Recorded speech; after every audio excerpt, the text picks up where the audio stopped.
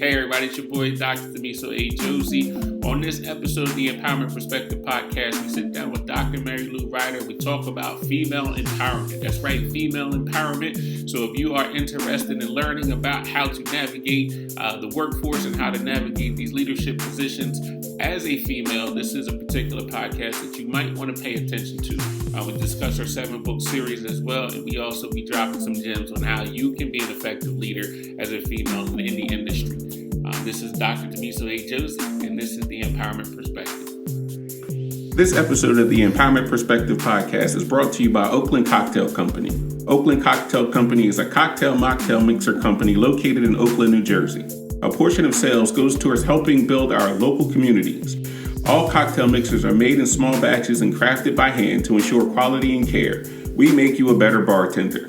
There will be 2 flavor profiles released in March. Clinton Ave, Sriracha Bloody Mary. Make your place brunch central with this full-body, spicy, savory cocktail mix. Tough enough to stand alone or mix with your favorite vodka or tequila. Spicy and fresh from the first pour to the last sip. Kendall Boulevard, pineapple, lime, and jalapeno. Enjoy a juice cleanse or elevate your favorite tequila or vodka with this sweet and spicy mix. We've bottled the freshest summer taste for you to enjoy all year round. Every sip will take you on vacation. The Oakland Cocktail Company can be found on Facebook at facebook.com/Oakland Cocktail Company.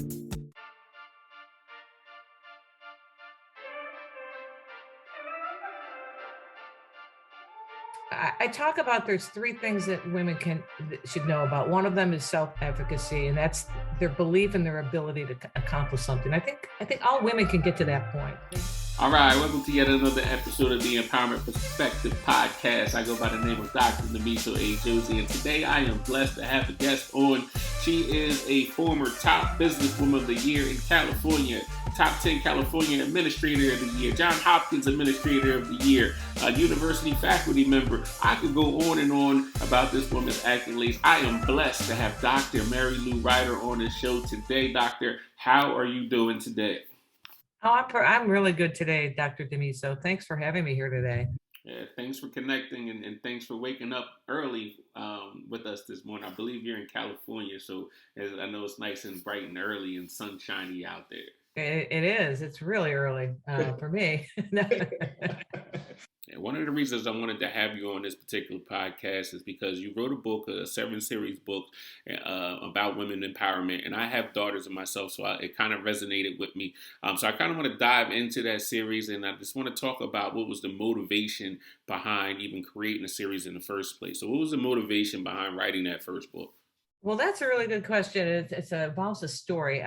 When I was, as you know, I'm a former school superintendent, former principal. When I was a school principal many years ago, I was a middle school principal. I went to a meeting, and it was our first district level meeting. And I looked around the room, and I was the only female. So I really didn't even know about this female thing until I was sitting in that chair. And I did my dissertation on it, and always had a passion for women gaining access to higher leadership positions. But then now, and I even wrote a book on how to get a job, and I'm out there helping women all the time. You know, what can you do to leverage your skill set to gain access to these leadership positions? So I'm out on workshops, giving these workshops on how to get a job. And our state organization hired me to do this all-day workshop. So there I am sitting in this room with about 20 people, and mostly 50% males and then 50% females. So I explained what was going to happen throughout the day. And I said, at the end of the interview, at the end of the session, I'm going to give everybody in the room a chance for a mock interview. And so, that's typically what you do. And it's a very valuable thing to do. And I'll criticize what you're doing and tell you what you're doing right. So I had about an hour left, and I said, okay, now who in the room would like to go first? And every guy's hand in the room went way like schoolboys, just couldn't contain themselves. So I called on one of the guys and did a fair job. Second round. Okay, who's next? Same thing. So these people had gotten to know me a little bit over the day, and they kind of learned that I was, very supportive of females. And I went over to a couple of the women that I had gotten friendly with, and I said, hey, what's the deal? You're making me look bad here. how come you're not volunteering for this? And two of the women turned to me and said, Dr. Ryder, I just don't want to do it. We don't want to look stupid. And then this light bulb went off in my head, like, oh my God, this problem's bigger than I think. So I went home, very disturbed about it. By the way, the young lady, I did coach them to get up there and do some interview. And they just like knocked it out of the park. I mean, they were so good. So I started thinking, oh my word, this thing is way bigger than discrimination against women. You know, we don't want you up here. That whole route that I had taken. And I really dug down deep, and it really had a lot to do with self-confidence. So I partnered up with my sister, who's the creative one in the family, and I'm the scholarly one supposedly in the family. And we launched 4 books on women's empowerment. And then we drilled down even farther and launched a really kind of a cool book for young teens. So I'm thoroughly convinced that the word self-confidence, self-sabotage, these things all are wrapped in together. And we really, by design, I think it happens when we're born. I think we're just told to be kind and caring individuals, and just do what everyone asks us to do and be people pleasing. I know that's quite of a long story, but it has launched me in the direction now where I'm out and about and writing and speaking on this concept of self-confidence and self-esteem. Great, great, great. So when you were talking, it reminded me of somebody that I know. A friend of mine has a daughter. At the time, I was in TV, and it's a male-dominated industry, and she was trying to get into leadership roles there. And I was like, I can introduce you to people in TV, but at the end of the day, you got to kind of walk through the doors. And I was kind of trying to break down and explain to her that you have to have a certain skill set, especially being a female in a male-dominated industry in a leadership role. But I didn't really, as a male, I couldn't really express to her what that would be like from that perspective. So do you have any advice for people like that are trying to get into those roles? Well, I certainly wouldn't tell them that it's going to be difficult, because it is, and that immediately would chip away at their self-confidence. Because as you know, I'm a university professor now. We switched over to UMass Global, so I'm working for UMass Global. And it's a male-dominated profession also. So there's so many of these professions out there that are driven by male power. What would I tell her? Well, I would tell her to use her skill set over time to build up that confidence level, because she's obviously will probably experience what they call the imposter syndrome once she gets in that job. My first day as a school superintendent, I wanted this job so bad I couldn't stand it. And I finally get this job, and I'm standing there and I'm thinking, oh my God, did I win a contest? Do they really know that I'm, and here I am, all these awards. And I've written books, and I'm sitting in front of this desk leading this school district of 25,000 kids. First woman superintendent, by the way, had to throw that in. And it was extremely difficult.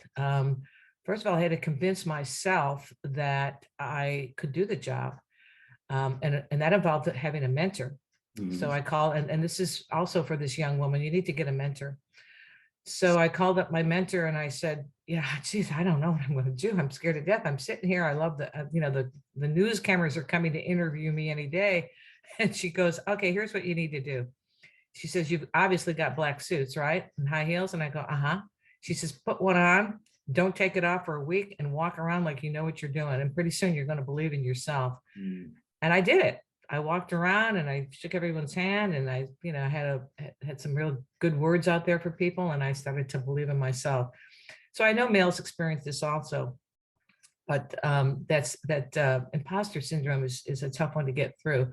So young women need to be around other powerful young women, and they need to search out mentors. If they can't get access to those women, I tell them to go to your library and start reading biographies of powerful women. And that's what I would do during the summer. You can't get around powerful women all the time. So I would read these biographies of women and what they did and how they built their own power webs. I talk about there's 3 things that women should know about. One of them is self-advocacy, and that's their belief in their ability to accomplish something. I think all women can get to that point. They know that they can put their hat in the ring for a certain job.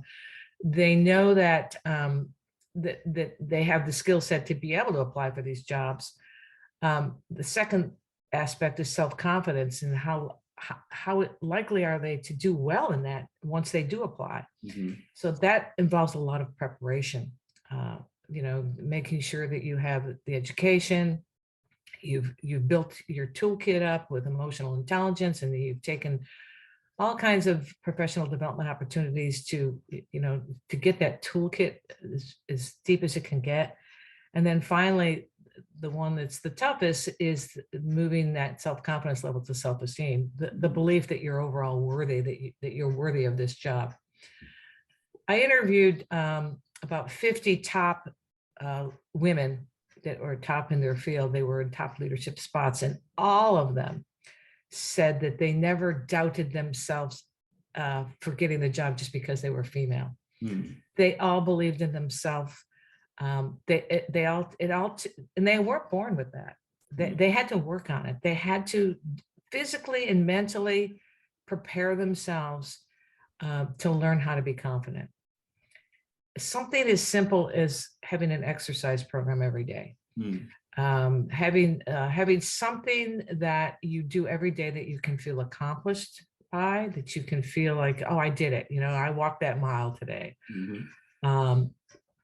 Something as simple as looking back over your shoulder. You mentioned all my awards.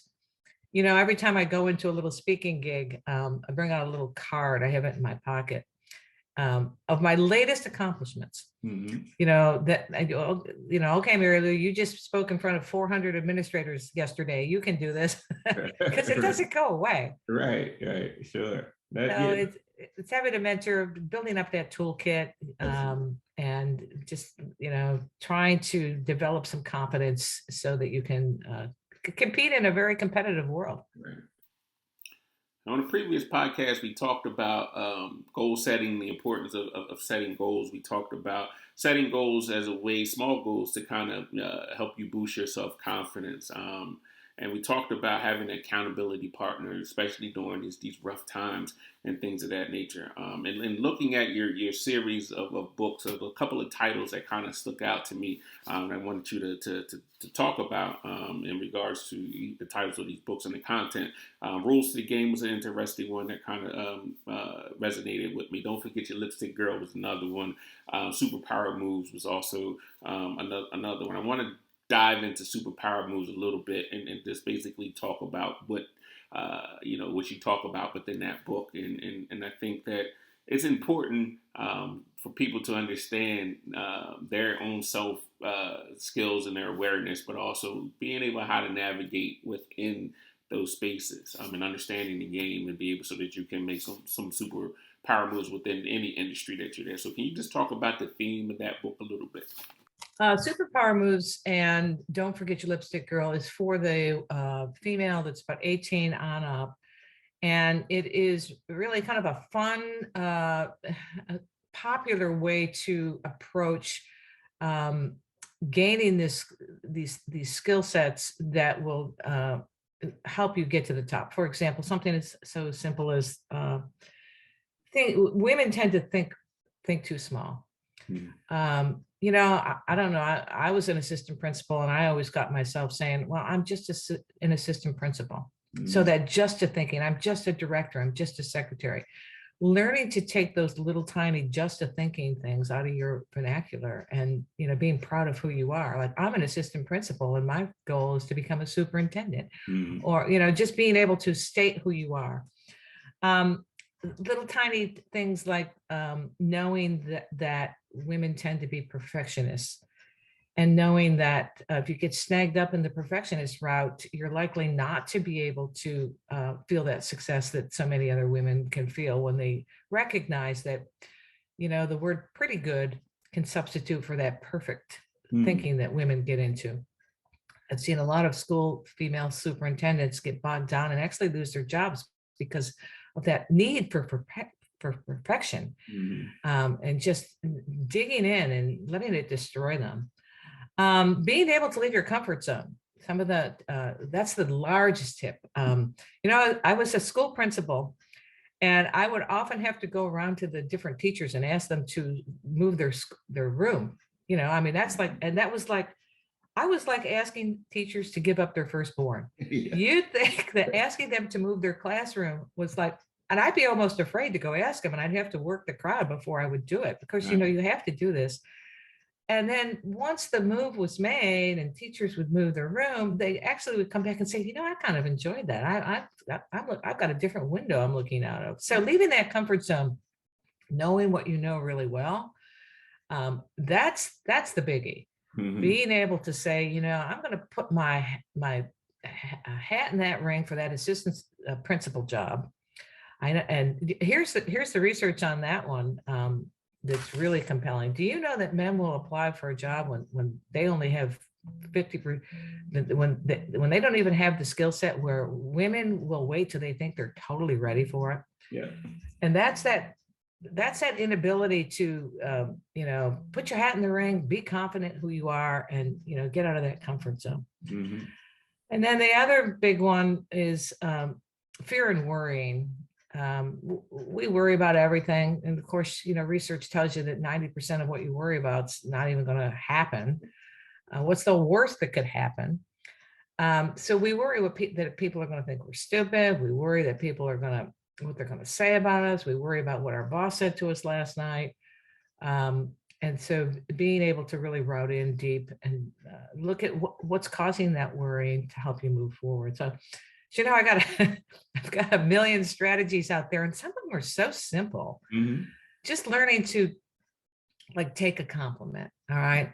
Women tend to defer their compliments because obviously we don't think we're good enough. So if somebody says, that's a great job that you just did on that tech plan, Barbara, we tend to say, oh, it's nothing, I've done it before. It wasn't a big deal. And so it's so easy to just, when someone gives you a compliment, if you're a female, just to say, thank you. I really appreciate that. To this day, I mean, I'm 70 years old, and my dean, she just got on the phone the other day and said, oh, you're just so busy writing all these wonderful books for women. I just have to give you praise. And I almost said, oh, it's nothing. And I said, oh, well, thank you so much, Dr. White. I appreciate, that you've read them and that you think that they're worthy for females. So that those books are a mission. They're a labor of love. I wake up in the morning with, okay, how can I share this message for young females and women out there? How can I get them to, the time is so perfect right now for so many of our diverse groups out there. And if I can help in some small way, that's why I decided today I gotta meet this guy, this Dr. Damiso, because I am on a mission. That's awesome. That's awesome. I can hear the passion in your voice when you talk about it. This is something that you obviously really, really care about. But something that you said that kind of resonated with me was kind of getting out of your comfort zone, because we talk about that a lot here at the Empowerment Perspective Group, getting outside of your comfort zone, because to me, that is where the most growth occurs, is when you step outside of the comfort zone. Also, you talked about not letting kind of the title define who you are. I mean, and I kind of fell in that trap a little bit and saying, oh, I'm just an assistant principal. But I encourage people to not limit themselves to their titles, right? So now in my role, I may be titled as an assistant principal, but I don't do traditional assistant principal things. I don't let that title kind of just say, well, I only work from here to here. I kind of go beyond that and just focus on the needs of our students. So those people that are out there that are listening, don't let that title, whatever your job title, hold you back. Really, it's about how you add value to that organization. Like, what value do you bring outside even that title that you particularly have? I want to get into another one of your books that you have on there, and the rules of the game, because I'm always telling students also and educators that you have to understand the game that you're playing in order to master it and to take it beyond. So can you talk about the theme of rules to the game? I can. The rules of the game also came from the pathway that I took to become a superintendent. Crossing over from a school teacher, I went and got my administrative credential here in California. You've got to have this credential. Crossing over was difficult. I tell the story about how I put I'm in California, we have lots of traffic out here. I put a map down on the floor and drew a circle for how far I was willing to travel. And then I applied for every job inside of that circle to become an assistant principal. 42 to be quite close. I remember 42 and had a chart on the wall and where I'd gone and who was going to interview me, that kind of thing. So 42 districts within a year, and ended up getting 2 jobs, which was very difficult, but did it. And then I started thinking, along the way, you take that route to become a principal, then assistant soup, that was the hardest one to move over to. And then superintendent. I mean, some people just get, a crown on their head because they're the golden boy or girl in their district. And while we tend to focus on those transitions are rare, the rest of us really do have to climb and claw our way to that job. So I decided, after I retired from the superintendency, let me back up. I had read that it takes a woman on average 7 interviews to become a school superintendent. And when I checked that out with other females, it's pretty accurate. They do anywhere from 4 to 7 interviews to become their first school superintendent. For males, it's often as many as 2 interviews. Mm. So I decided I need to roll up my sleeves and write a book on how I personally got these jobs. And I've divided it up into 4 areas: planning, preparation, perseverance, and can't remember the 4th one, but preparation, and actually give people the tools to be able to go into that job interview and take on that process, because it is a game. Mm-hmm. I've seen so many teachers out there that with the drop of a hat could have run my school when I was gone, but yet just lack that skill set to be able to get to that interview table to actually become the school assistant principal or principal. Mm-hmm. So, and the same thing goes for being a principal and being a superintendent. Being a principal and being a superintendent are almost exactly the same thing. You just got a bigger, huge classroom there with a bigger school. People don't know that. So the book is very popular. I bring it along when I do my speaking on how to get a job. In fact, I'm doing a bunch of them here in California. And the whole key to the book are the scrimmage notes. And so here's the deal. If you want to become a principal, Damiso, and you go on the internet and you research questions to become a school principal, you will lose the will to live. You will say, mm-hmm. I will never be able to answer these. Right. So I teach people to take these different areas and become proficient in about 20 to 30 different areas, and to make notebooks and to, like, for example, somebody's always going to ask you in a school interview something about good teaching. Mm-hmm. So when you're in that high stakes interview and somebody asks you, talk to us about what you think a good teacher is. A lot of people in the interview, they get lost and they just go off on a tangent for 2 or 3 minutes, and they don't really make a whole lot of sense. When basically, if you have 3 or 4 areas committed to memory that you can actually speak to, and I teach people when they walk out of my workshop, they know that good teachers, love their kids. Good teachers have a good subject knowledge. Good teachers know how to put a lesson together, and good teachers have discipline protocols in place. If they can talk to those 4 things in 3 minutes or less, they've got a winning package, and they have a really good shot at getting the job. So that's what the book is about. It's hopefully you won't lose your will to live once you get in there. But you're right. When you do go look at those questions on the internet and you start looking for these scenarios and these questions, there's so much stuff in there that you can kind of get lost. So when I do we have an interview tips presentation that we do. So when we do these interview tips and things, I tell people don't go too deep into there, because you can get lost in your head, and the simplest question now becomes one of the most difficult questions. But they can't prepare for it in advance. And I had some fellow from oh golly, I think he was from Mississippi. He called me up and I answered my phone thinking it was somebody that I knew. And he says, Dr. Ryder, this is, I can't remember his name. He says, I just want to tell you, I'm sitting here with this book. I'm not trying to sell the book, by the way. It's just a wonderful book, and we're updating it to include virtual interviews. But he says, I'm sitting here and I'm a principal now because of this book. I said, well, thank you. He says, the only thing about it was I was sitting at McDonald's before my interview and I didn't want anybody to see me read it. So I put a book cover on it.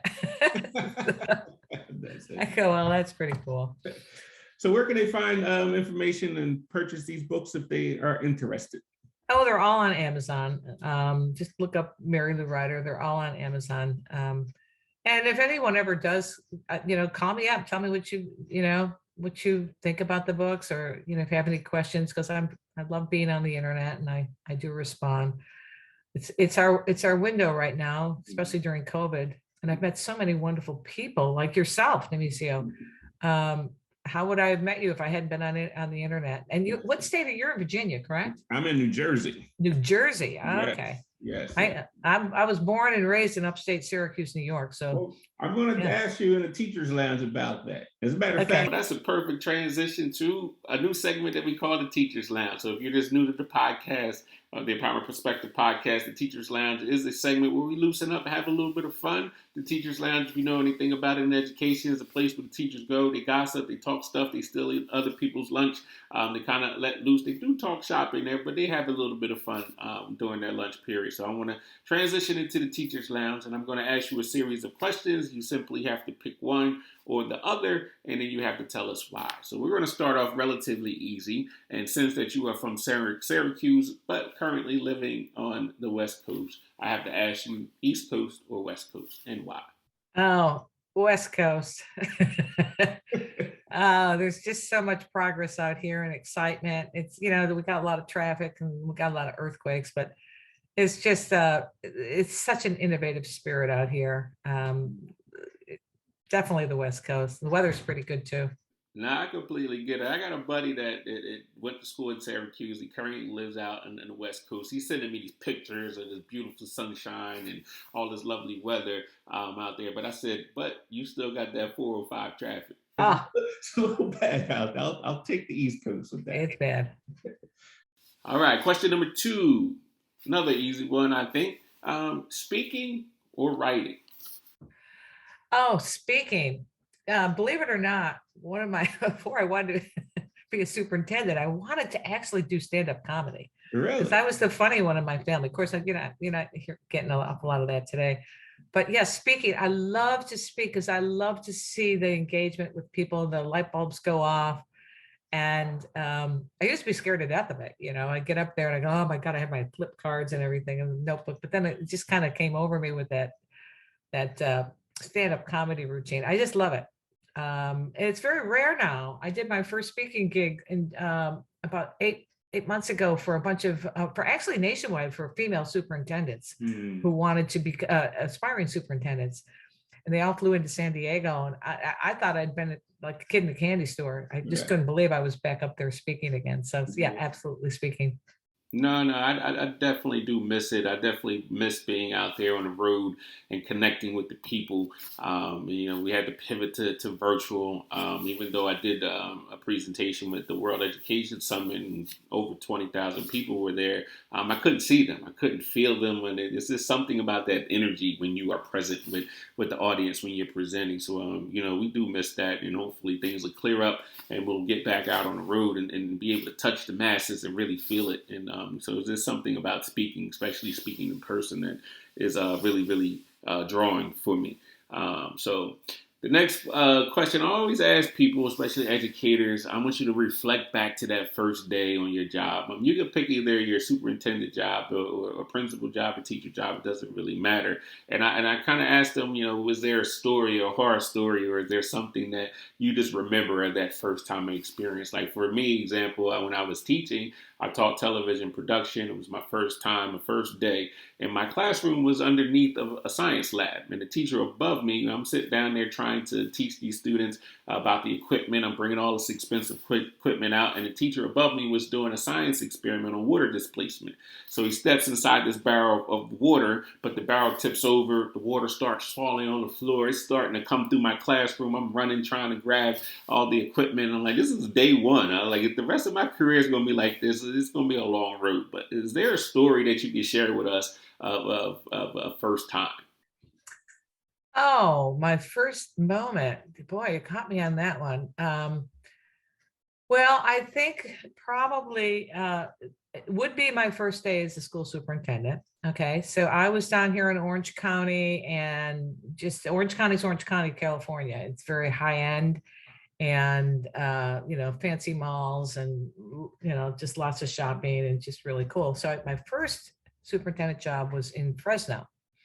Now, if you don't know anything about California, everybody thinks California is like, just all this glitz. Well, Fresno is a farm town and very rural.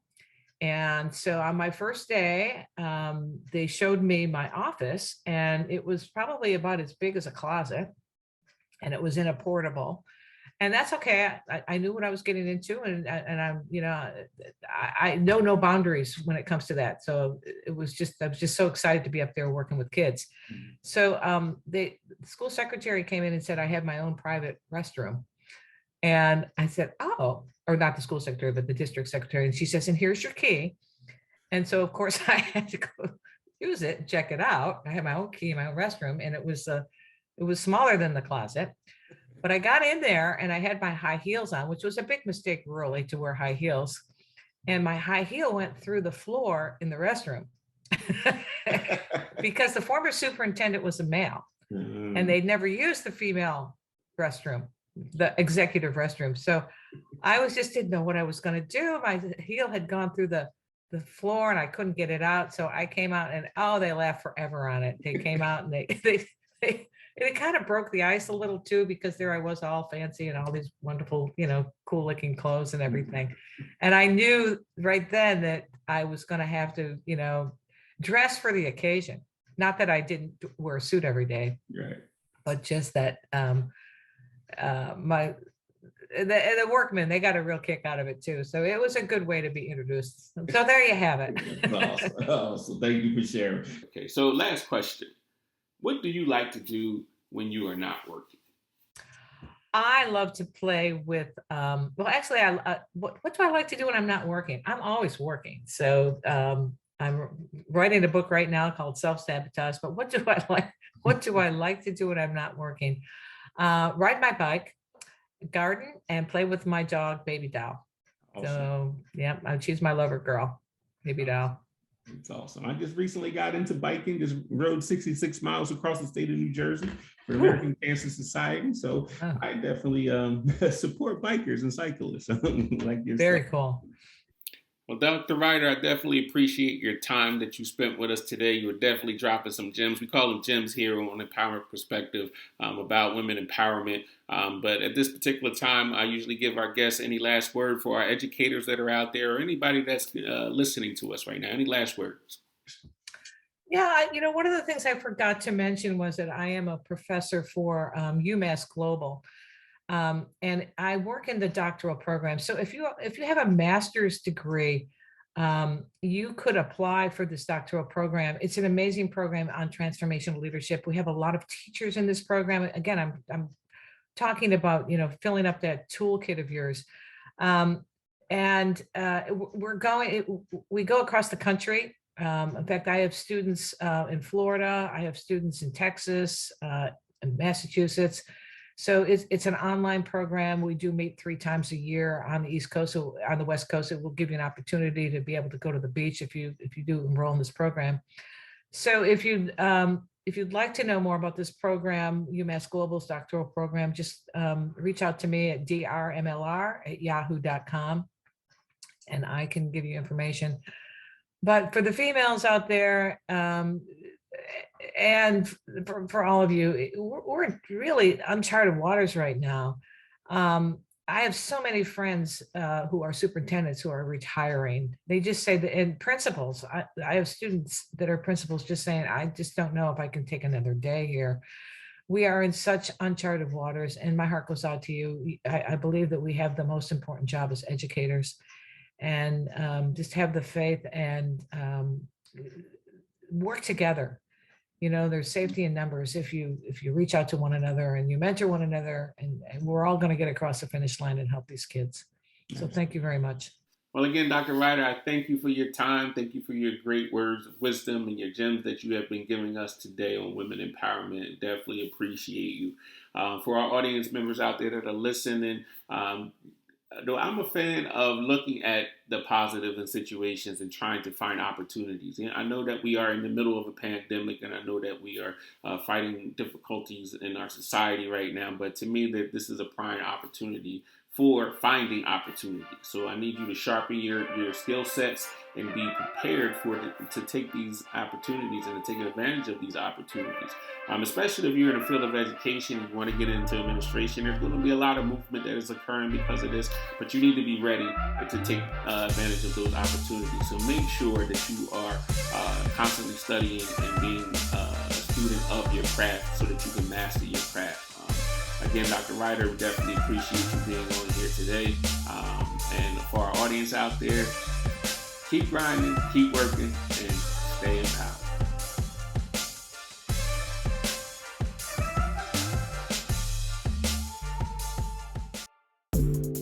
This episode of the Empowerment Perspective podcast is brought to you by Oakland Cocktail Company.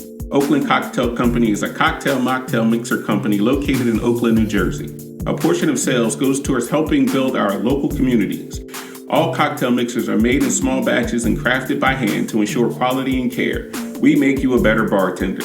There will be 2 flavor profiles released in March. Clinton Ave, Sriracha Bloody Mary. Make your place brunch central with this full-body, spicy, savory cocktail mix. Tough enough to stand alone or mix with your favorite vodka or tequila. Spicy and fresh from the first pour to the last sip. Kendall Boulevard, pineapple, lime, and jalapeno. Enjoy a juice cleanse or elevate your favorite tequila or vodka with this sweet and spicy mix. We've bottled the freshest summer taste for you to enjoy all year round. Every sip will take you on vacation. The Oakland Cocktail Company can be found on Facebook at facebook.com/Oakland Cocktail Company.